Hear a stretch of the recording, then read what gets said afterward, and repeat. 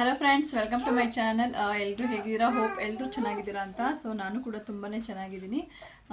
ಇವತ್ತು ನೈಟ್ ನಾನು 7:30 ಆಗಿದೆ ಟೈಮು. ಈಗ ಬ್ಲಾಗ್ನ ಸ್ಟಾರ್ಟ್ ಮಾಡ್ತಾ ಇದ್ದೀನಿ. ಡಿನ್ನರ್ಗೆ ಏನು ಮಾಡೋದು ಅಂತ ಯೋಚನೆ ಮಾಡ್ತಾ ಇದ್ದೆ. ಸೊ ಹೂಕೋಸು ಇದೆ, ಸೊ ಹೂಕೋಸು ಹಾಕಿ ಪರೋಟ ಮಾಡೋಣ ಅಂತ ಅಂದ್ಕೊಳ್ತಾ ಇದ್ದೀನಿ. ಸೊ ಆ ರೆಸಿಪಿನೂ ಕೂಡ ನಿಮಗೆ ತೋರಿಸ್ಕೊಡ್ತೀನಿ ಇದೇ ಬ್ಲಾಗಲ್ಲಿ. ಆ್ಯಂಡ್ ಇದು 2 days ಕಂಟಿನ್ಯೂಸ್ ಬ್ಲಾಗ್ ಆಗಿರುತ್ತೆ, ಸ್ಯಾಟರ್ಡೇದು ಮತ್ತು ಸಂಡೇದು. ನಾಳೆ ಸಂಡೇ ಆಗಿರೋದ್ರಿಂದ ನರೇಶ್ ಮಾರ್ನಿಂಗ್ ಬ್ರೇಕ್ಫಾಸ್ಟ್ ಮನೇಲಿ ಮಾಡೋದಿಲ್ಲ. ಎವ್ರಿ ಸಂಡೇ ಅವ್ರು ಮಾಡೋದಿಲ್ಲ, ಫ್ರೆಂಡ್ಸ್ಗಳು ಸಿಗ್ತಾರೆ. ಸೊ ಅವ್ರ ಜೊತೆ ಅವರು ಬ್ರೇಕ್ಫಾಸ್ಟ್ನ ಮಾಡ್ಕೊಳ್ತಾರೆ ಯಾವಾಗಲೂ ಅಷ್ಟೇ. ಇನ್ನು ಸಂಡೇ ಆಗಿರೋದ್ರಿಂದ ನಾಳೆ ನಾನ್ ವೆಜ್ ಇದ್ದೇ ಇರುತ್ತೆ. ಸೊ ಹಂಗಾಗಿ ಈಗ ನಾನು ಸಾಂಬಾರೇನು ಮಾಡ್ತಾ ಇಲ್ಲ. ಸೊ ಸಿಂಪಲ್ಲಾಗಿ ಪರೋಟ ಮಾಡ್ಕೊಂಡ್ಬಿಡೋಣ ಅಂತ ಅಂದ್ಕೊಳ್ತಾ ಇದ್ದೀನಿ. ಇನ್ನು ನಾಳೆ ಅಮ್ಮನೂ ಬರ್ತಾರೆ, ಪಾಪುಗೆ ತಲೆಗೆ ಸ್ನಾನ ಮಾಡಿಸೋದಿದೆಯಲ್ಲ. ಸೊ ಅಮ್ಮನೂ ಬರ್ತಾರೆ, ಮತ್ತು ನಾಳೆ ಪೋಲಿಯೋ ಡ್ರಾಪ್ಸ್ ಕೂಡ ಇದೆ. ನಾಳೆ ಪಾಪುಗೆ ಪೋಲಿಯೋ ಡ್ರಾಪ್ಸ್ ಕೂಡ ಹಾಕಿಸ್ಬೇಕು. ಸೊ ಇದನ್ನೆಲ್ಲ ಮುಗಿಸ್ಕೊಟ್ಬಿಟ್ಟು ಮತ್ತೆ ಅಮ್ಮ ರಿಟರ್ನ್ ಹೋಗ್ತಾರೆ. ಸೊ ನಿಮಗೆ ಇದು 2 days ಕಂಟಿನ್ಯೂಸ್ ಬ್ಲಾಗ್ ಆಗಿರುತ್ತೆ. ಪಾಪುಗೆ ಸ್ನಾನ ಮಾಡಿಸೋದು ಮತ್ತು ಅವಳಿಗೆ ಸಾಂಬ್ರಾಣಿ ಹಾಕೋದು ಎಲ್ಲನೂ ಇದರಲ್ಲಿ ನಾನು ಕ್ಯಾಪ್ಚರ್ ಮಾಡಬೇಕಂತ ಅಂದ್ಕೊಂಡಿದ್ದೀನಿ. ನಾಳೆ ಆದಷ್ಟು ಕ್ಯಾಪ್ಚರ್ ಮಾಡ್ತೀನಿ. ಸೊ ನಿಮಗೆ ಏನಾದರೂ ಈ ವಿಡಿಯೋ ಇಷ್ಟ ಆದರೆ ಪ್ಲೀಸ್ ಒಂದು ಲೈಕ್ ಮಾಡಿ. ಹಾಗೆ ನಿಮ್ಗೆ ಏನಾದರೂ ಡೌಟ್ಸ್ ಇದ್ದರೆ ಕಮೆಂಟ್ ಮಾಡಿ. ಹಾಗೆ ಸಬ್ಸ್ಕ್ರೈಬ್ ಮಾಡಿದೆ ನೋಡಬೇಡಿ, ದಯವಿಟ್ಟು ಸಬ್ಸ್ಕ್ರೈಬ್ ಮಾಡ್ಕೊಳ್ಳಿ. ಸೊ ಬನ್ನಿ ಪರೋಟ ಮಾಡೋದು ಹೇಗೆ ಅಂತ ನೋಡೋಣ. ಮೊದಲನೇದಾಗಿ ಎಲೆಕೋಸನ್ನ ಸಣ್ಣದಾಗಿ ತುರಿದಿಟ್ಕೊಳ್ಬೇಕು. ನಾನು ಆಗಲೇ ಹೂಕೋಸು ಅಂತ ಹೇಳಿದೆ, ಹೂಕೋಸಲ್ಲ ಎಲೆಕೋಸು. ನೀವು ಇದನ್ನು ಹೂಕೋಸು ಸಹ ಹಾಕಿ ಮಾಡ್ಕೊಳ್ಬೋದು. ಇದಕ್ಕೆ ಸ್ವಲ್ಪ ಉಪ್ಪು ಹಾಕಿ ಚೆನ್ನಾಗಿ ಕಲಸಿ ಅದನ್ನು ನೀರನ್ನು ಹಿಂಡಿ ಇಟ್ಕೊಳ್ಳಿ. ನೀವು ಇದನ್ನು ಸಣ್ಣದಾಗೆ ತುರಿದ್ಕೊಳ್ಬೇಕು, ಇಲ್ಲ ಅಂತಂದರೆ ನಿಮಗೆ ಪರೋಟ ಥರ ಲಟ್ಟಿಸ್ಲಿಕ್ಕೆ ಆಗೋದಿಲ್ಲ. ನೀರೆಲ್ಲ ಹಿಂಡಿದ ಮೇಲೆ ಚಿಕ್ಕದಾಗಿ ಕಟ್ ಮಾಡಿರೋ ಶುಂಠಿ ಬೆಳ್ಳುಳ್ಳಿನ ಸಹ ಸೇರಿಸ್ಕೊಳ್ಳಿ. ಇದು ಅಷ್ಟೇ ಚಿಕ್ಕದಾಗಿ ಇರಬೇಕು. ನಂತರ 1 ಸ್ಪೂನ್ ಖಾರದ ಪುಡಿ ಹಾಕ್ಕೊಳ್ತಾ ಇದ್ದೀನಿ. ನೀವು ಹಸಿಮೆಣಸಿನ್ಕಾಯಿ ಪೇಸ್ಟ್ ಕೂಡ ಹಾಕ್ಕೊಳ್ಬೋದು, ಚೆನ್ನಾಗಿರುತ್ತೆ. ನಾನು ಹಸಿಮೆಣಸಿನ್ಕಾಯಿ ಯೂಸ್ ಮಾಡಲ್ಲ, ಸೊ ಆದ್ದರಿಂದ ನಾನು ಖಾರದ ಪುಡಿನ ಹಾಕ್ಕೊಳ್ತಾ ಇದ್ದೀನಿ. ಇದಕ್ಕೆ ಕಟ್ ಮಾಡಿರೋ ಕೊತ್ತಂಬರಿ ಸೊಪ್ಪು, ಸ್ವಲ್ಪ ಜೀರಿಗೆ ಪುಡಿ ಮತ್ತು ಎಳ್ಳನ್ನು ಕೂಡ ಸೇರಿಸ್ಕೊಳ್ತಾ ಇದ್ದೀನಿ. ನಂತರ ಇದಕ್ಕೆ ಗೋಧಿ ಹಿಟ್ಟು, ನಿಮಗೆ ಎಷ್ಟು ಬೇಕೋ ಅಷ್ಟು ಗೋಧಿ ಹಿಟ್ಟನ್ನು ಸೇರಿಸ್ಕೊಂಡು ಚಪಾತಿ ನೀವು ಯಾವ ರೀತಿ ಕಲಿಸ್ತೀರಾ ಸೊ ಆ ರೀತಿಯೇ ಕಲಸಿಟ್ಕೊಳ್ಬೇಕು. ಆದರೆ ಇದನ್ನು ಸ್ವಲ್ಪ ಗಟ್ಟಿಯಾಗಿ ಕಲಿಸ್ಬೇಕಾಗತ್ತೆ, ಯಾಕಂದರೆ ಎಲೆಕೋಸಿನಲ್ಲಿ ವಾಟರ್ ಕಂಟೆಂಟ್ ಜಾಸ್ತಿ ಇರೋದ್ರಿಂದ ಹಿಟ್ಟು ಬೇಗನೆ ಆದ್ದರಿಂದ ಇದನ್ನು ಸ್ವಲ್ಪ ಗಟ್ಟಿಯಾಗಿ ಕಲಿಸ್ಕೊಳ್ಬೇಕಾಗತ್ತೆ. ನಾನಿವಾಗ ಇದನ್ನು ಒಂದು 10 ನಿಮಿಷ ರೆಸ್ಟ್ ಮಾಡಲಿಕ್ಕೆ ಬಿಟ್ಟಿದ್ದೀನಿ. ಒಂದು 10 ನಿಮಿಷ ಅದು ರೆಸ್ಟ್ ಮಾಡೋಕ್ಕೆ ಬಿಟ್ಟಾದಮೇಲೆ ಸೇಮ್ ನೀವು ಚಪಾತಿ ಯಾವ ಥರ ಲಟ್ಟಿಸ್ಕೊಳ್ತೀರೋ ಸ್ವಲ್ಪ ಹೆಚ್ಚಾಗಿ ಗೋಧಿ ಹಿಟ್ಟನ್ನು ಹಾಕಿ ಲಟ್ಟಿಸ್ಕೊಳ್ಳಿ. ಇದು ನಿಮಗೆ ಚಪಾತಿ ಥರ ರೌಂಡ್ ಶೇಪಲ್ಲೇ ಬರೋದಿಲ್ಲ, ಯಾಕಂತಂದರೆ ನಾವು ಇದಕ್ಕೆ ಎಳ್ಳು ಮತ್ತು ಬೆಳ್ಳುಳ್ಳಿ ಶುಂಠಿ ಎಲ್ಲ ಹಾಕಿದ್ದೀವಲ್ಲ, ಸೊ ಅದು ಚಿಕ್ಕ ಚಿಕ್ಕ ಪೀಸ್ ಮಾಡಿ ಹಾಕಿರೋದ್ರಿಂದ ನಿಮಗೆ ಶೇಪ್ ಕರೆಕ್ಟಾಗಿ ಬರೋಲ್ಲ. ಮತ್ತು ಅಲ್ಲಲ್ಲಿ ರೌಂಡಾಗಿ ಕಿತ್ಕೊಂಡು ಬರ್ಬೋದು, ಪರವಾಗಿಲ್ಲ. ಬಟ್ ಚೆನ್ನಾಗಿರುತ್ತೆ ತಿನ್ನಲಿಕ್ಕೆ ಮಾತ್ರ. ಇದನ್ನು ಸ್ವಲ್ಪ ದಪ್ಪದಾಗೇ ಲಟ್ಟಿಸಿ ಬೇಯಿಸ್ಕೊಳ್ಳಿ, ತುಂಬಾ ಚೆನ್ನಾಗಿರುತ್ತೆ. ನಾನು ಇಲ್ಲಿ ನನ್ನ ಮಗಳಿಗೆ ಸರ್ವ್ ಮಾಡ್ತಾ ಇರೋದ್ರಿಂದ ನಾನು ಮತ್ತೆ ಒಂದು ಸರಿ ಲಟ್ಟಿಸ್ಬಿಟ್ಟು ಅದನ್ನು ಮಡ್ಚಿಬಿಟ್ಟು ಎಣ್ಣೆ ಹಾಕಿ ಲಟ್ಟಿಸ್ಕೊಳ್ತಾ ಇದ್ದೀನಿ. ಮತ್ತು ನೀವು ಬೇಕಾದರೆ ಒಂದೇ ಸರಿನೇ ಲಟ್ಟಿಸ್ಕೊಳ್ಬೋದು. ಮತ್ತು ಇನ್ನು ಸುಡಲಿಕ್ಕೆ ನಾನು ತುಪ್ಪನ ಸೇರಿಸ್ಕೊಳ್ತಾ ಇದ್ದೀನಿ. ಫ್ರಾಗ್ರೆನ್ಸ್ ಚೆನ್ನಾಗಿರುತ್ತೆ, ಅವಳಿಗೂ ತಿನ್ನೋಕ್ಕೆ ಚೆನ್ನಾಗಿರುತ್ತೆ ಅಂತೇಳಿ ನಾನು ತುಪ್ಪನ ಸೇರಿಸ್ಕೊಳ್ತಾ ಇದ್ದೀನಿ. ನೀವು ಬೇಕಾದರೆ ಎಣ್ಣೆನೂ ಕೂಡ ಸೇರಿಸ್ಕೊಳ್ಬೋದು. ಮತ್ತು ಇದಕ್ಕೇನು ಕಾಂಬಿನೇಷನ್ ಅವಶ್ಯಕತೆ ಇಲ್ಲ, ಚಟ್ನಿ ಅಥವಾ ಪಲ್ಯ ಏನಾದರೂ ಬೇಕು ಅನ್ನೋ ಅವಶ್ಯಕತೆ ಇಲ್ಲ. ಇದನ್ನು ನಾವು ಮೊಸರು ಜೊತೆ ತಿನ್ಬೋದು, ಯಾಕೆಂದರೆ ಎಲೆಕೋಸು ಹಾಕಿರೋದ್ರಿಂದ ಮೊಸರು ಕಾಂಬಿನೇಷನ್ ತುಂಬಾ ಚೆನ್ನಾಗಿರುತ್ತೆ.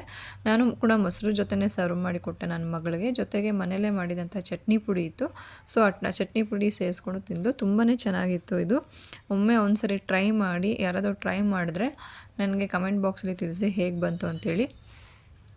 ಇನ್ನು ಇವತ್ತಿನ ಡಿನ್ನರ್ ಇಷ್ಟೇ ಆಗಿತ್ತು. ನನಗೆ ನೀವು ನಿಮ್ಮ ಪ್ರೆಗ್ನೆನ್ಸಿ ಸಿಂಟಮ್ಸ್ನ ಶೇರ್ ಮಾಡ್ಕೊಳ್ಳಿ ಅಂತ ಹೇಳ್ತಾ ಇದ್ದೀರಾ. ನಾನು ಆಲ್ರೆಡಿ ಒಂದು ವಿಡಿಯೋನ ಶೇರ್ ಮಾಡಿದ್ದೀನಿ, ಬಿಫೋರೇ ನನಗೆ ಡೆಲಿವರಿ ಆಗೋಕ್ಕಿಂತ ಮುಂಚೆನೇ ನನ್ನ ಪ್ರೆಗ್ನೆನ್ಸಿ ಸಿಂಟಮ್ಸು ಯಾವ ರೀತಿ ಇದೆ ಅಂತ ಹೇಳ್ಬಿಟ್ಟು ನೆಕ್ಸ್ಟು ಒಂದು ವಿಡಿಯೋ ಕೂಡ ಮಾಡ್ತೀನಿ ಅಂತ ಹೇಳಿದ್ರೆ, ನಾನು ಪ್ರೆಗ್ನೆನ್ಸಿ ಸಿಂಟಮ್ಸ್ಗಿಂತ ಸೊ ಆ ಸಿಂಟಮ್ಸ್ಗಳೆಲ್ಲ ಯಾರು ನಂಬಕ್ಕೆ ಹೋಗಬೇಡಿ, ಯಾವುದು ಕೂಡ ನಿಜ ಆಗಲ್ಲ ಅಂಥೇಳಿ ನನಗನ್ಸುತ್ತೆ. ಅದ್ರ ಬಗ್ಗೆ ಖಂಡಿತ ನಾನೊಂದು ವ್ಲಾಗ್ನೇ ಮಾಡ್ತೀನಿ.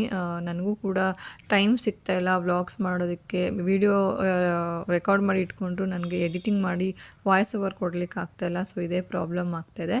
ಇನ್ನು ಇದು ಬಂದು next day vlog, Sunday vlog. Sunday morning ನಮ್ಮ ಮನೇಲಿ ಆಲ್ಮೋಸ್ಟ್ ನಾವು ಹೋಟೆಲಲ್ಲೇ ತಿನ್ನೋದು. ಯಾಕಂತಂದರೆ ನರೇಶ್ ಹೊರಗಡೆ ಫ್ರೆಂಡ್ಸ್ ಸಿಗ್ತಾರೆ, ಸೊ ಅವ್ರು ಹೋಟೆಲಲ್ಲೇ ಮಾಡ್ಕೊಳ್ತಾರೆ. ನನಗೂ ಕೂಡ ಬರ್ತಾಂಗೆ ಪಾರ್ಸಲ್ ತಂದುಬಿಡ್ತಾ ಇದ್ದಾರೆ ಇವಾಗ, ಯಾಕಂದರೆ ನನಗೂ ಕೂಡ ರೆಸ್ಟ್ ಬೇಕಂತ. ಇನ್ನು ಬೆಳಿಗ್ಗೆನೇ ಫಸ್ಟು ಆ ಮಗುಗೆ ತಲೆಗೆ ಸ್ನಾನ ಮಾಡಿಸ್ಬಿಡೋಣ ಅಂಥೇಳಿ ಅವಳಿಗೂ ಕೂಡ ಎಣ್ಣೆ ಎಲ್ಲ ಹಚ್ಚಿದ್ದೆ. ಅಮ್ಮ ಕೂಡ ಬಂದಿದ್ದರು, ಸೊ ಅಮ್ಮ ಕೂಡ ಸ್ನಾನ ಮಾಡಿಸ್ತಾ ಇದ್ದಾರೆ. ಸ್ನಾನ ಮಾಡಿಸ್ಕೊಳ್ಳೋದಕ್ಕಂತೂ ತುಂಬಾ ಕಿರಿಕಿರಿ ಮಾಡ್ತಾಳೆ. ಮೈಗಾದರೆ ಮಾಡಿಸ್ಕೊತಾಳೆ, ತಲೆಗಾದರೆ ತುಂಬಾ ಕಷ್ಟ. ನಾನು ಪೂರ್ತಿ ವಿಡಿಯೋ ಕ್ಲಿಪ್ಸ್ನ ತೊಗೊಂಡಿದ್ದೆ, ಸ್ನಾನ ಮಾಡಿಸ್ತಿದ್ದು ಎಲ್ಲ. ಅದನ್ನು ವಾಯ್ಸ್ ಓವರ್ ಕೊಟ್ಟು ನಾನು ಅಪ್ಲೋಡ್ ಕೂಡ ಮಾಡಿದ್ದೆ, ಬಟ್ ಏನೋ ರೆಸ್ಟ್ರಿಕ್ಷನ್ ಆಗಿ ಅದು ರಿಮೂವ್ ಕೂಡ ಆಗೋಗಿದೆ. 2 ಸರಿ ಟ್ರೈ ಮಾಡಿದೆ.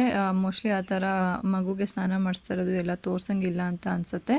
ಸೊ ಅದನ್ನು ನಿಮಗೆ ಇಲ್ಲಿ ಇನ್ಫಾರ್ಮ್ ಮಾಡ್ತಾಯಿದ್ದೀನಿ. ನಾನು ಅದು ರೆಕಾರ್ಡ್ ಮಾಡ್ಕೊಂಡಿದ್ರು ಹಾಕೋಕ್ಕಾಗಲಿಲ್ಲ, ಅದಕ್ಕೆ ನಾನೇ ಮನೇಲಿದ್ದಿದ್ದು ಒಂದು ಚಿಕ್ಕ ಕ್ಲಿಪ್ನ ಆ್ಯಡ್ ಮಾಡಿ ಇಲ್ಲಿ ವಾಯ್ಸ್ ಓವರ್ನ ಕೊಡ್ತಾಯಿದ್ದೀನಿ, ನಿಮಗೆ ಗೊತ್ತಾಗಲಿ ಅಂತ ಹೇಳಿಬಿಟ್ಟು. ಚೆನ್ನಾಗಿ ಬಿಸಿಲು ಕೂಡ ಬಂದಿತ್ತು ಮನೆ ಮುಂದೆ. ಅಮ್ಮ ಬಿಸಿಲಲ್ಲಿ ಅವಳನ್ನ ಮಲಗಿಸ್ಕೊಂಡಿದ್ದಾರೆ, ಸ್ವಲ್ಪ ತಲೆ ಎಲ್ಲ ಚೆನ್ನಾಗಿ ಒಣಗಲಿ ಅಂತ ಹೇಳಿಬಿಟ್ಟು. ಸ್ನಾನ ಮುಗ್ದಿದ ತಕ್ಷಣ ಸ್ವಲ್ಪ ಸೈಲೆಂಟ್ ಆಗಿಬಿಡ್ತಾಳೆ, ಏನೂ ತೊಂದರೆ ಇಲ್ಲ. ಬಟ್ ಏನಾದರೂ ನಿದ್ದೆ ಬರೋಕ್ಕೆ ಸ್ಟಾರ್ಟ್ ಮಾಡಿದ್ರೆ ಮತ್ತೆ ಹಂಗೆ ಹೇಳ್ತಾಳೆ. ಸೊ ನಾನು ಬಂದು ಈಗ ರೆಡಿ ಮಾಡಿ ಮಲಗಿಸ್ಬಿಡೋಣ ಅಂತ ಹೇಳಿ ರೆಡಿ ಮಾಡ್ತಾಯಿದ್ದೀನಿ. ನನ್ನ ದೊಡ್ಡ ಮಗಳಿಗೆ ಎಷ್ಟು ಜಲಸ್ ಇದೆ ಅಂತಂದರೆ, ನಾನು ಅವಳನ್ನ ಮಲಗಿಸ್ಕೊಂಡು ಮುದ್ದು ಮಾಡಿಕೊಂಡು ರೆಡಿ ಮಾಡ್ತಾಯಿದ್ರೆ, ಒರೆಸ್ತಾ ಇದ್ದರೆ ಕೇಳ್ತಾಳೆ ಅವಳು, ನಾನು ಚಿಕ್ಕ ಪಾಪು ಇದ್ದಾಗ ನೀನು ನನಗೆ ಹಿಂಗೆ ಮುದ್ದು ಮಾಡಿದ್ದ, ನನಗೆ ಇದೇ ಥರನೇ ಒರೆಸಿದ್ದ ಅಂತೇಳಿ ಕೇಳ್ತಾಳೆ. ಸೊ ನಾನು ಅವಾಗ ಹೇಳ್ತಾ ಇದ್ದೆ, ಇದೇ ಥರ ನೀವು ಒರೆಸಿದ್ದೆ ಮಾಡಿದ್ದೆ, ನಿನಗೆ ಇನ್ನೂ ತುಂಬ ಜಾಸ್ತಿ ಮುದ್ದು ಮಾಡಿದ್ದೆ ಚಿನ್ನು, ಸ್ನಾನ ಮಾಡಿಸಿದಾಗೆಲ್ಲ ಫೋಟೋ ತೆಗಿತಾ ಇದ್ದೆ, ಬಟ್ ಆದರೆ ಈ ಪಾಪುಗೆ ನಾನು ಫೋಟೋನೇ ತೆಗ್ದಿಲ್ಲ ಅಂತೆಲ್ಲ ಹೇಳ್ತಿದ್ದೆ ಅವಳಿಗೆ. ಇನ್ನು ಅಮ್ಮ ಕೂಡ ಸಾಂಬ್ರಾಣಿನ ಮಾಡ್ಕೊಂಡು ಬಂದರು. ನಾವು ಸಾಂಬ್ರಾಣಿನ ಅಂತಂದರೆ ಕಲ್ಲಿದ್ದಲನ್ನು ನಾನು ಊರಿಂದ ತರಿಸಿದ್ದೆ. ಸೊ ಊರಿಂದ ತರಿಸಿದ್ದು ಕಲ್ಲಿದ್ದಲದು. ಸಾಂಬ್ರಾಣಿ ನಾವು ಬೆಳ್ಳುಳ್ಳಿ ಸಿಪ್ಪೆ ಬರುತ್ತಲ್ಲ, ಸೊ ಆ ಬೆಳ್ಳುಳ್ಳಿ ಸಿಪ್ಪೆ ಸ್ವಲ್ಪ ಸಾಂಬ್ರಾಣಿ ಎರಡೂ ಮಿಕ್ಸ್ ಮಾಡಿ ಸಾಂಬ್ರಾಣಿನ ಹಾಕ್ತೀವಿ. ಯಾವಾಗಲೂ ಹಾಕೋದಿಲ್ಲ, ಯಾವಾಗಾದರೂ 15 ದಿವಸಕ್ಕೆ ಒಂದ್ಸರಿ ಅಥವಾ ತಿಂಗಳಲ್ಲಿ ಯಾವಾಗಾದರೂ ಒಂದ್ಸರಿ ಮಾತ್ರನೇ ಸಾಂಬ್ರಾಣಿ ಹಾಕೋದು. ಜಾಸ್ತಿ ಸಾಂಬ್ರಾಣಿನ ಹಾಕಬಾರ್ದು ಮಕ್ಕಳಿಗೆ ಅಂತ ಹೇಳ್ತಾರೆ, ಸೊ ಹಂಗಾಗಿ ಜಾಸ್ತಿ ಹಾಕೋದಿಲ್ಲ. ಇನ್ನು ನಾನು ಕೂಡ ಸ್ನಾನ ಮಾಡಬೇಕಾಗಿತ್ತು. ನಾನು ವಾರಕ್ಕೆ ಒಂದೇ ಸರಿನೇ ತಲೆಗೆ ಸ್ನಾನ ಮಾಡ್ತಾಯಿದ್ದೀನಿ ಫ್ರೆಂಡ್ಸ್, ಯಾಕಂದರೆ ನನ್ನ ಕೂದಲು ತುಂಬಾ ದಪ್ಪ ಇದೆ. ನನಗೆ ಸ್ನಾನ ಮಾಡೋದಕ್ಕೆ ಸುಮಾರು ಹೊತ್ತು ಟೈಮ್ ಹಿಡಿಯುತ್ತೆ, ಮತ್ತು ಅದು ಕೂದಲು ಒಣಗಿಸ್ಕೋಬೇಕು, ಯಾರಾದರೂ ಒಬ್ಬರು ಹೆಲ್ಪ್ ಬೇಕೇ ಬೇಕು. ಯಾಕಂದರೆ ಅವಳು ಒಂದು 5-5 ನಿಮಿಷಕ್ಕೂ ಎದ್ಬಿಡ್ತಾಳೆ. ಸೊ ಹಂಗೆ ಕೂದಲು ಒದ್ದೆ ಇರುವಾಗೇ ಮಗುಗೆ ಹಾಲು ಕುಡಿಸ್ಬಾರ್ದು, ಮಗುಗೆ ನೆಗಡಿ ಆಗುತ್ತೆ ಅಂತ ಹೇಳ್ತಾರೆ. ಸೊ ಹಾಗಾಗಿ ನಾನು ಅಮ್ಮ ಬಂದಾಗ ಅಷ್ಟೇ ಸ್ನಾನ ಮಾಡ್ಕೊಳ್ತಾ ಇದ್ದೀನಿ. ಬಟ್ ಇದು ಇನ್ನೂ ಎಷ್ಟು ದಿವಸ ಅಂತ ಗೊತ್ತಾಗ್ತಾ ಇಲ್ಲ. ಸ್ವಲ್ಪ ಬೇಗ ಅವಳು ದೊಡ್ಡವಳಾಗ್ಬಿಟ್ರೆ ಅವಾಗ ನಾನೇ ಮಾಡಿಸ್ಕೊಳ್ಬೋದು, ಇಲ್ಲ ಕೂರಿಸ್ಬಿಟ್ಟು ಅಲ್ಲಿ ಏನೋ ಒಂದು ವಾಕರ್ ಬರುತ್ತಲ್ಲ, ಸೊ ಆ ಥರ ವಾಕರಲ್ಲಿ ಏನಾದರೂ ಹಾಕ್ಬಿಟ್ಟು ಸ್ನಾನ ಮಾಡ್ಕೊಳ್ಬೋದು. ಬಟ್ ಆ್ಯಸ್ ಆಫ್ ನೌ ಅಂತೂ ತುಂಬ ಕಷ್ಟ ಆಗ್ತಾಯಿದೆ. ಮನೇಲಿ ಯಾರಾದರೂ ಒಬ್ಬರು ಹೆಲ್ಪಿಗಿಲ್ಲ ಅಂತಂದರೆ ಕರೆಕ್ಟಾಗಿ ಊಟ ಮಾಡೋದಕ್ಕಾಗೋದಿಲ್ಲ, ಒಂದು ವಾಶ್ರೂಮ್ಗೆ ಹೋಗೋಕ್ಕಾಗಲ್ಲ, ಸ್ನಾನ ಮಾಡೋಕ್ಕಾಗಲ್ಲ, ಇಷ್ಟು ಕಷ್ಟ ಆಗ್ತಾಯಿದೆ. ನನಗೆ ಊಟದ ವಿಷಯದಲ್ಲಂತೂ ತುಂಬಾ ಕಷ್ಟ ಆಗ್ತಾಯಿದೆ. ಕರೆಕ್ಟಾಗಿ ನಾನು ಊಟಕ್ಕೆ ಕುತ್ಕೊಳ್ಳೋ ಟೈಮ್ಗೆ ಜೋರಾಗಿ ಅಳಕ್ಕೆ ಸ್ಟಾರ್ಟ್ ಮಾಡಿಬಿಡ್ತಾಳೆ. ಆದರೂ ಹಂಗೆ ಮುಂಚೆನೇ ಪ್ರಿಪೇರ್ ಆಗಿ ಹಾಲು ಕುಡಿಸ್ಬಿಟ್ಟೆ ಮಲಗಿಸಿರ್ತೀನಿ. ಸೊ ಆದ್ರೂ ನಾನು ಕರೆಕ್ಟಾಗಿ ಊಟ ಟೈಮ್ಗೆ ಅಳ್ತಾಳೆ. ಒಂದೇ ಸಮನೆ ಊಟ ಮಾಡ್ತೀನಿ ನಾನು, ಅಷ್ಟು ಕಷ್ಟ ಆಗ್ತಾಯಿದೆ. ಇನ್ನು ಅಮ್ಮ ಅದು ಅವಳಿಗೆ ಕಾಡಿಗೆ ಇಡ್ತಾ ಇದ್ನಲ್ಲ, ಸ್ವಲ್ಪ ದೊಡ್ಡದಾಗಿ ಇಡು ಅಂತ ಹೇಳ್ತಾಯಿದ್ರು. ನಾನು ದೊಡ್ಡದಾಗಿ ಇಡೋದೇ ಇಲ್ಲ, ಯಾವಾಗಲೂ ಚಿಕ್ಕದಾಗೆ ಇಡ್ತೀನಿ. ದೊಡ್ಡದಾಗಿಟ್ರೆ ಏನೋ ಒಂಥರ ಕಾಣ್ತಾಳೆ ಅಂತ ಚಿಕ್ಕದಾಗಿ ಇಡ್ತಾ ಇರ್ತೀನಿ. ಅಮ್ಮ ಅದನ್ನೇ ಹೇಳ್ತಾಯಿದ್ರು, ಇಲ್ಲ ಕಾಡಿಗೆ ದೊಡ್ಡದಾಗಿ ಇಡಬೇಕು, ಅವ್ರಿಗೆ ದೃಷ್ಟಿ ಆಗದಿರ ಇರುತ್ತೆ. ಯಾರಾದರೂ ಮಕ್ಕಳನ್ನ ನೋಡಿದಾಗ ಆ ಕಾಡಿಗೆ ಎಷ್ಟು ದೊಡ್ಡದಾಗಿ ಇಟ್ಟಿದ್ದಾರೆ ನೋಡು ಅಂತ ಹೇಳಿದ್ರೆ ಆ ದೃಷ್ಟಿಯೆಲ್ಲ ಆ ಕಾಡಿಗೆ ಮೇಲೆ ಹೋಗುತ್ತಂತೆ. ಸೊ ಅದನ್ನೇ ಹೇಳ್ತಿದ್ರು ಅಮ್ಮ. ಹಾಗೆ ನಾನು ಕೂಡ ಜಾಸ್ತಿ ಕನ್ನಡಿ ನೋಡ್ಕೊಳ್ಬೇಡ, ಅವಳು ತಲೆ ಕೂದಲು ಹಿಡ್ಕೊತಾ ಇದ್ದಾಳೆ ಅಂತ ಹೇಳ್ತಿದ್ರು. ನಾನು ಕನ್ನಡಿ ನೋಡಿದ್ರೆ ಅವಳು ಕೂದಲು ಹಿಡ್ಕೊತಾಳಂತೆ. ಈಗಲಾದರೂ ನಾನು ಅವಳನ್ನ ಒಬ್ಬಳೇ ನೋಡ್ಕೊತಾ ಇದ್ದೀನಿ. ಸೊ ಹಂಗಾಗಿ ನಾನು ಯಾವುದೇ ರೀತಿ ಈ ಥರ ಶಾಸ್ತ್ರಗಳನ್ನೆಲ್ಲ ಏನು ನಾನು ಮೇಂಟೈನ್ ಮಾಡ್ತಾ ಇಲ್ಲ. ನನ್ನ ಫಸ್ಟ್ ಮಗಳು ಪ್ರೆಗ್ನೆನ್ಸಿಲಾದರೆ ನಮ್ಮಮ್ಮ ಕನ್ನಡಿಗೆ ಫುಲ್ಲು ಒಂದು ದುಪ್ಪಟ್ಟನೇ ಮುಚ್ಚಿಬಿಟ್ಟಿದ್ರು, ಕನ್ನಡಿ ನೋಡ್ಕೊಳ್ಬಾರ್ದು ಅಂತ. ಬಟ್ ಇದೆಲ್ಲ ಎಷ್ಟು ಸತ್ಯನೋ ಎಷ್ಟು ನಿಜನೋ ಗೊತ್ತಿಲ್ಲ. ನಿಮಗೂ ಕೂಡ ಈ ಥರ ಎಲ್ಲ ಹೇಳಿರ್ತಾರ ಮನೇಲಿ, ನನಗೆ ಕಮೆಂಟ್ ಮಾಡಿ. ಏನೋ ಈ ಮಗುಗೆ ಫಸ್ಟ್ ಮಗು ಅಷ್ಟು ಕೇರಿಂಗ್ ಯಾರೂ ತೋರಿಸ್ತಾ ಇಲ್ಲ. ಏನೋ ಒಂಥರ ಬಾಣಂತನ ನಾನು ಮಾಡ್ಕೊಳ್ತಾ ಇದ್ದೀನಿ ಅನ್ನೋ ರೀತಿಯೂ ಇಲ್ಲ. ನಾನು ನಾರ್ಮಲಾಗಿ ಎಲ್ಲ ಮನೆ ಕೆಲಸನೂ ಮಾಡ್ಕೊಳ್ತಾ ಇದ್ದೀನಿ ಇವಾಗ. ಭಾರ ಒಂದು ಎತ್ತುತ್ತಾ ಇಲ್ಲ ಅಷ್ಟೇ. ಯಾವುದೇ ರೀತಿ ಭಾರ ಇರುವಂಥ ವಸ್ತುಗಳನ್ನ ಅಥವಾ ಬಕೆಟ್ಗಳನ್ನ ಆ ಥರ ಎಲ್ಲ ಏನೂ ಎತ್ತುತ್ತಾ ಇಲ್ಲ ಅಷ್ಟೇ. ಇನ್ನೆಲ್ಲ ಕೆಲಸಗಳನ್ನು ನಾನೇ ಮಾಡ್ಕೊಳ್ತಾ ಇದ್ದೀನಿ. ಇನ್ನು ಸ್ನಾನನೂ ಅಷ್ಟೇ ಮಾಮೂಲಿಯಾಗಿ ಅವಳಿಗೆ ಸ್ನಾನ ಮಾಡಿಸ್ಬಿಟ್ಟು ಸ್ವಲ್ಪ ಸಾಂಬ್ರಾಣಿ ಹಾಕ್ತೀವಿ ಅಷ್ಟೇ. ಆದರೆ ನನ್ನ ಫಸ್ಟ್ ಮಗಳಿಗಾದರೆ ತುಂಬಾ ಚೆನ್ನಾಗಿ ಮಾಡಿದ್ವಿ. ಬಟ್ ಏನೂ ಮಾಡೋಕ್ಕಾಗಲ್ಲ.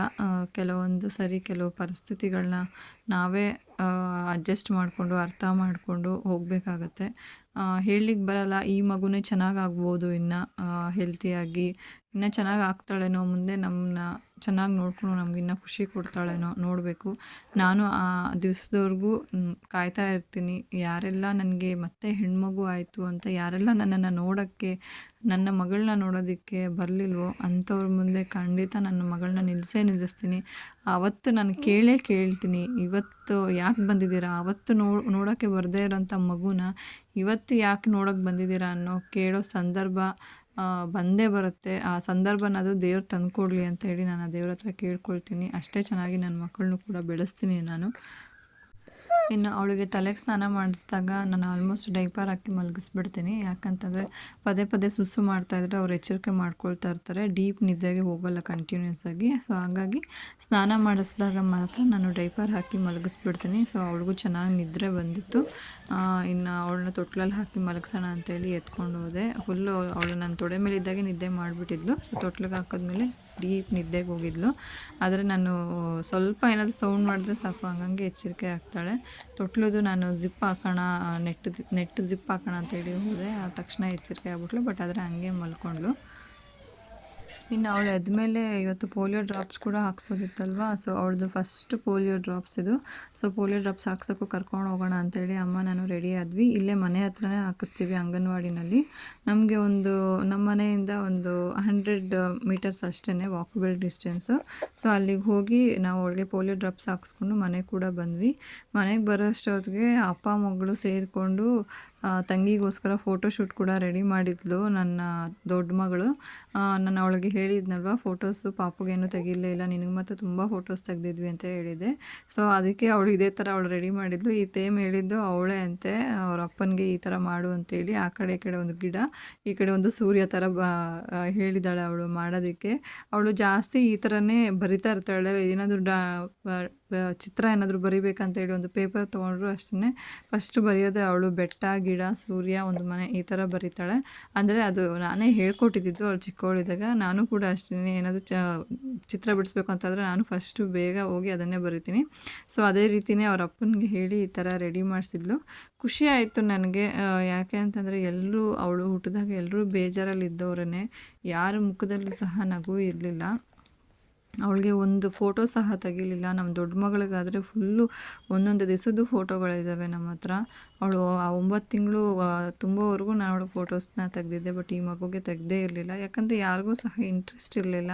ನಾನು ಕೂಡ ಸ್ವಲ್ಪ ಡಿಪ್ರೆಷನಲ್ಲೇ ಇದ್ದೆ, ಮನೆಯವರೆಲ್ಲ ಈ ಥರ ಎಲ್ಲ ಮಾಡಿಬಿಟ್ರಲ್ಲ ಅಂತೇಳಿ. ಸೊ ಹಾಗಾಗಿ ತೆಗ್ದಿರಲಿಲ್ಲ. ಖುಷಿ ಆಯಿತು, ಅವ್ರ ಅಕ್ಕನಾದರೂ ಅವ್ರ ಅಪ್ಪನಿಗೆ ಹೇಳಿ ಮಾಡಿಸಿದ್ರಲ್ಲ ಅಂತ. ಅವ್ರ ಅಪ್ಪನಲ್ಲಿ ಈಗೀಗ ಚೇಂಜಸ್ ಕಾಣಿಸ್ತಾ ಇದೆ. ಮಗಳ ಮೇಲೆ ಪ್ರೀತಿ ಬಂದಿದೆ ಅಂತಲೇ ಹೇಳ್ಬೋದು. ಬರುತ್ತೆ ಕೂಡ, ಅದೆಲ್ಲ ಒಂದು ಸ್ಟಾರ್ಟಿಂಗೆ. ಆಮೇಲೆ ಆ ಮಕ್ಕಳ ಮುಖ ನೋಡ್ತಾ ಇದ್ದರೆ ಪ್ರೀತಿ ಅನ್ನೋದು ತಾನಾಗೇ ಬರುತ್ತೆ. ಇನ್ನು ಪೋಲಿಯೋ ಡ್ರಾಪ್ಸ್ ಕೂಡ ಹಾಕ್ಸ್ಕೊಂಬಂದಿದ್ವಿ ನೋಡಿ. ಪೋಲಿಯೋ ಡ್ರಾಪ್ಸ್ ಹಾಕ್ಸಿದ್ಮೇಲೆ ಅವಳು ಮತ್ತೆ ನಿದ್ದೆ ಮಂಪರಲ್ಲೇ ಇದ್ಲು. ಇನ್ನು ಅವಳು ಮಲಗಿದ್ರೆ ನಾನು ಸ್ವಲ್ಪ ಹಂಗೆ ರೆಸ್ಟ್ ಮಾಡಿಬಿಡ್ತೀನಿ. ಯಾಕಂದರೆ ತುಂಬ ಕಂಟಿನ್ಯೂಸ್ಗೆ ಕೆಲಸ ಮಾಡಿಬಿಟ್ರೆ ಬ್ಯಾಕ್ ಪೇಯ್ನ್ ಬಂದುಬಿಡುತ್ತೆ. ಸೊ ಹಾಗಾಗಿ ಅವಳು ಮಲಗಿದಾಗ ಆಲ್ಮೋಸ್ಟ್ ನನಗೇನಾದರೂ ಕೆಲಸ ಇಲ್ಲ ಅಂತಂದರೆ ಸುಮ್ಮನೆ ಮಲಗಿಬಿಡ್ತೀನಿ. ನಿದ್ದೆ ಮಾಡಲಿಲ್ಲ ಅಂದರೂ ಪರವಾಗಿಲ್ಲ, ಸುಮ್ಮನೆ ಹಾಗೆ ಲೈ ಡೌನ್ ಆಗಿರ್ತೀನಿ ಅಷ್ಟೇ. ಇನ್ನು ನಿಮಗೆ ಇವತ್ತಿನ ವ್ಲಾಗ್ ಇಷ್ಟ ಆಗಿದೆ ಅಂತ ಅಂದ್ಕೊಂಡಿದ್ದೀನಿ. ಇಷ್ಟ ಆಗಿದರೆ ದಯವಿಟ್ಟು ಒಂದು ಲೈಕ್ ಮಾಡಿ, ಶೇರ್ ಮಾಡಿ, ಸಬ್ಸ್ಕ್ರೈಬ್ ಮಾಡ್ಕೊಳ್ಳಿ. ತುಂಬ ಮಿಸ್ಟೇಕ್ಸ್ ಆಗ್ತಾ ಇರ್ಬೋದು ವ್ಲಾಗಲ್ಲಿ. ನನಗೆ ಇನ್ನೂ ವಾಯ್ಸ್ ಓವರ್ ಕೊಡಲಿಕ್ಕೆ ಬರೋದಿಲ್ಲ, ಕಂಟಿನ್ಯೂಸ್ ಆಗಿ ಮಾತಾಡಲಿಕ್ಕೆ ಆಗ್ತಾಯಿಲ್ಲ. ನಾನು ಈಗೀಗ ಕರಿತಾ ಇದ್ದೀನಿ. ದಯವಿಟ್ಟು ಸಪೋರ್ಟ್ ಮಾಡಿ, ಬೇಜಾರು ಮಾಡ್ಕೊಳ್ಬೇಡಿ. ಏನಾದರೂ ತಪ್ಪಿದರೆ ಕಮೆಂಟ್ ಬಾಕ್ಸಲ್ಲಿ ತಿಳಿಸಿ. ನೀವು ಈ ಥರ ತಪ್ಪು ಮಾಡ್ತಾಯಿದ್ದೀರಾ, ಇದನ್ನು ಕರೆಕ್ಟ್ ಮಾಡ್ಕೊಳ್ಳಿ ಅಂತ ಹೇಳಿ. ಖಂಡಿತ ನಾನು ಅದನ್ನು ತೊಗೊಳ್ತೀನಿ, ಪಾಸಿಟಿವ್ ಆಗಿ ತೊಗೊಂಡು ಅದನ್ನು ನಾನು ಚೇಂಜಸ್ ಮಾಡ್ಕೊಳ್ಳೋಕ್ಕೆ ಪ್ರಯತ್ನ ಪಡ್ತೀನಿ.